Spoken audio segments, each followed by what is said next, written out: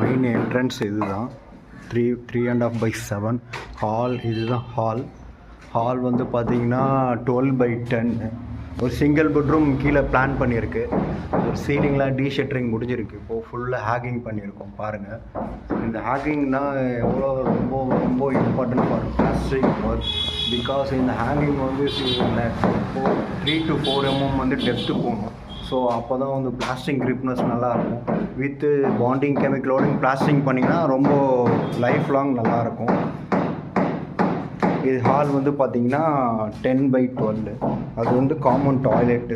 4.5/7 ஃபீட்டுக்கு ஒரு common toilet. Kitchen 8/9 feet. 8/9ல் ஒரு கிச்சன் பண்ணிகிட்ருக்கோம். கிராஸாக இருக்கனால வி டைப்பில் ஒரு கபோர்டு பிளான் பண்ணியிருக்கோம். Next go to bedroom. 3/7ல் ஒரு டோர் கொடுத்துட்டு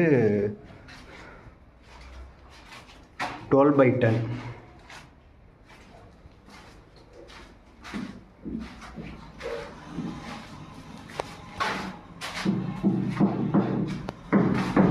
இங்கே லாஃப்ட் கொடுத்துருக்கோம். டோர் என்ட்ரன்ஸ் டாப்பில் லாஃப்ட்டு கொடுத்துருக்கோம். அதுதான் நீங்கள் பார்க்குறீங்க.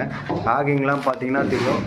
ரொம்ப டெப்த்தாக 3 to 4 mm டெப்த்து பண்ணியிருக்கோம். இது ரொம்ப ரொம்ப ரொம்ப அகைன் சொல்கிறேன், ரொம்ப ரொம்ப இம்பார்ட்டன்ட். பார்த்துங்க.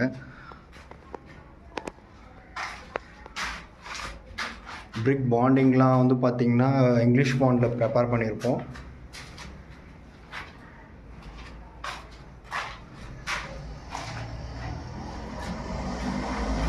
நீங்கள் பிளாஸ்டிங் பண்ணுறப்போ ரொம்ப கவனிக்க வேண்டிய விஷயம் என்னென்னா, ஃபஸ்ட்டு ஹேங்கிங் வந்து ரொம்ப டீப்பாக பண்ணிவிட்டு, டீப்னா 3 to 4 mm பண்ணிவிட்டு, அதுக்கப்புறம் வந்து பாண்டிங் கெமிக்கல் மிக்ஸ் பண்ணி 1:3 ரேஷியோவில் பிளாஸ்டிக் பண்ணணும். அப்போ தான் லைஃப் லாங் நல்லாயிருக்கும். இல்லைனா பார்த்தீங்கன்னா ஃப்யூச்சர்லேயே ஒரு சப்போஸ் சால்ட் வாட்டராக இருந்தால் பேக் டு 10 இயர்ஸில் வந்து ஃபீல் ஆஃப் ஆகிடும். பிளாஸ்டர் எல்லாமே சுரண்ட வந்துடும். அப்புறம் ராடு தெரியும். நிறைய இடத்துல நீங்கள் பார்த்துருப்பீங்க. அதெல்லாம் அவாய்ட் பண்ணோன்னா இதுமாரி பண்ணணும். பாருங்கள். உங்களுக்கு இந்த வீடியோ யூஸ்ஃபுல்லாக இருந்தால் கமெண்ட், எதாவது டவுட் இருந்தால் கமெண்ட் பண்ணுங்கள். தேங்க்யூ.